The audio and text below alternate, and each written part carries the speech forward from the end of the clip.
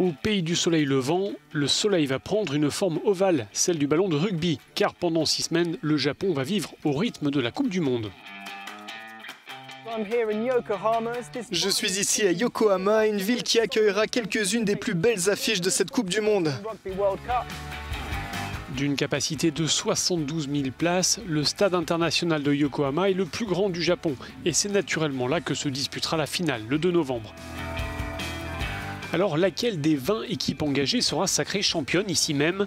Léger avantage à la Nouvelle-Zélande qui a remporté les 2 dernières Coupes du Monde et qui aura à cœur de conserver le trophée. Mais la concurrence est sacrément relevée.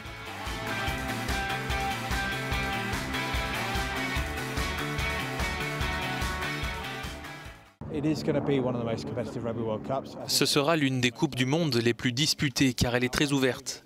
Il n'y a pas de favori indiscutable. Évidemment, beaucoup misent sur la Nouvelle-Zélande. Mais on voit bien qu'au classement mondial, la hiérarchie n'est plus aussi établie qu'avant. Il y a plusieurs équipes qui se disputent les 3 premières places, et parmi elles des équipes de l'hémisphère nord. Cela montre bien que pour cette Coupe du Monde, tout est possible. Pour ouvrir la compétition ce vendredi, le Japon, pays hôte, sera opposé à la Russie. Ce samedi, les amateurs de beaux jeux se régaleront avec le duel dans le groupe B entre Néo-Zélandais et Sud-Africains. La France, elle, fera ses débuts ce samedi face à l'Argentine.